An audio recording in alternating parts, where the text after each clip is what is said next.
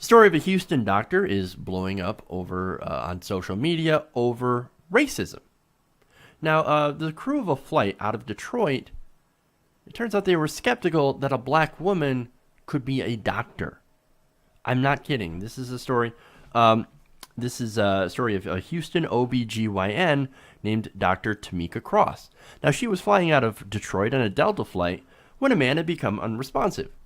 Now, being a human being and being a doctor, when she sees somebody that's unresponsive, her first instinct is to go and help, right? That's what you're gonna do. So she tried to go in to help him out, and the flight crew was like, no, you're not. Oh, no, you're not. And it has to do with racism. Now, here's her post on Facebook that describes this event in question. Quote, I'm sure many of my fellow young corporate American working women of color can all understand my frustration when I say I'm sick of being disrespected. Was on a Delta flight DL 945 and someone 2 rows in front of me was screaming for help. Her husband was unresponsive. Naturally, I jumped into doctor mode, and as no one else was getting up, unbuckle my seatbelt and throw my tray table up, and as I'm about to stand up, the flight attendant says, everybody stay calm. It's just a night terror. He's okay. He's all right. I continue to watch the scene closely. A couple minutes later, he is unresponsive again, and the flight attendant yells, call overhead for a physician on board. Okay. Now, of course, seeing him get unresponsive the second time, she's like, okay, end of this. I raised my hand to get attention, and she said to me, and you won't believe this. Oh no, sweetie, put your hand down. We're looking for actual physicians or nurses or some type of medical personnel. We don't have time to talk to you. Wow. Okay.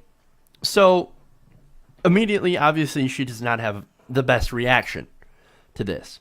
She said, I tried to inform her that I was a physician, but I was continually cut off by condescending remarks. Then overhead, they paged, any physician on board, please press your button. I stare at her as I go to press my button. Her response? Oh, you are an actual physician. I reply, yes. She then said, let me see your credentials. Let me see your credentials. What kind of doctor are you? Where do you work? Why were you in Detroit?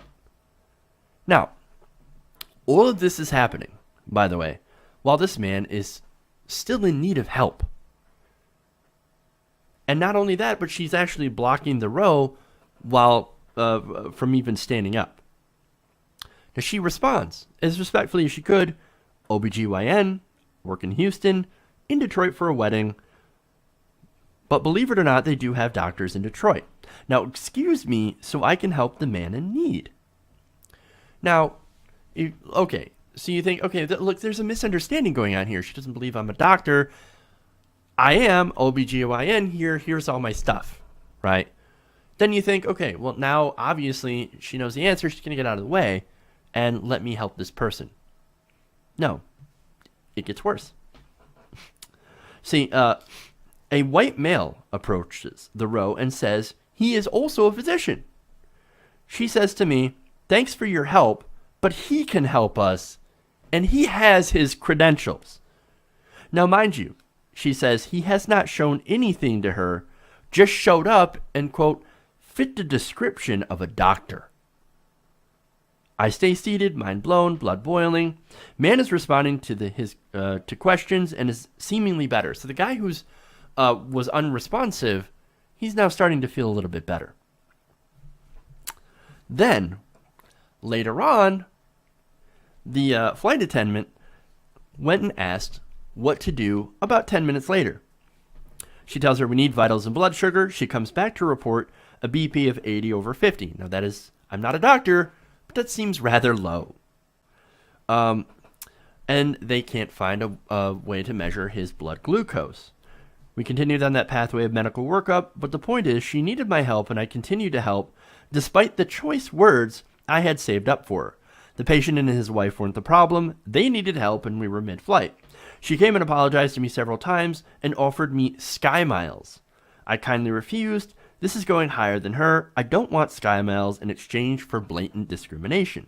Whether this was race, age, gender discrimination, it's not right.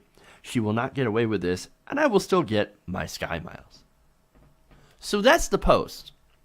Now, in doing this story, it has 12,000 likes and over 5,000 shares on social media.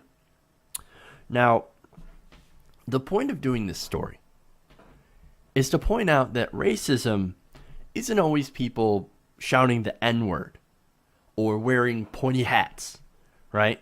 It also involves things that are not as overt.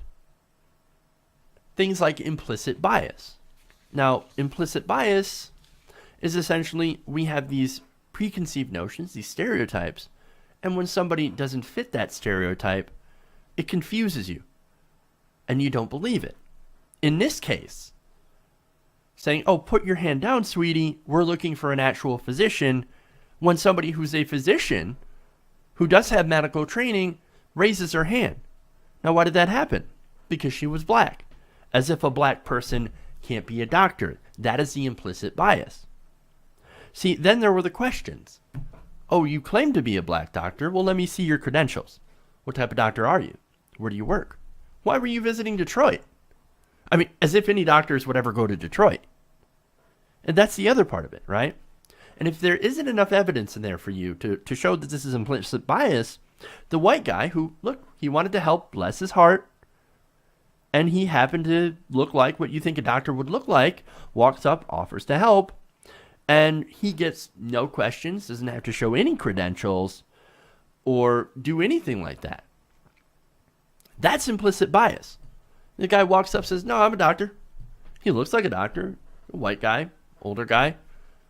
Oh, we believe it. Because that implicit bias tells us that black women obviously cannot be a doctor. That is bias. Now, I'm not saying throughout all of this flight attendant is a terrible person. Like, I understand that this woman is mad. I'd be angry too if I were in position. But I'm not going to blame the flight attendant, right? I'm not going to say that she's like some racist, Klan member or, somebody that wears a KKK hat.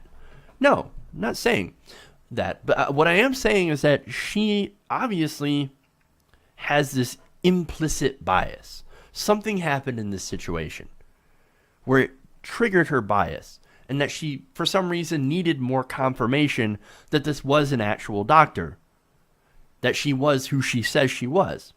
Because I think, in my opinion, society does not see successful black people, especially successful or women, African-American women, being successful like that.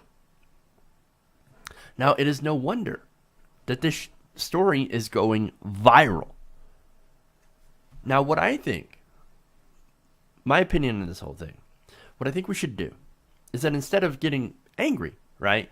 And I know that's the natural response, but let's all try to look at our own implicit biases and recognize that a lot of us tend to do this.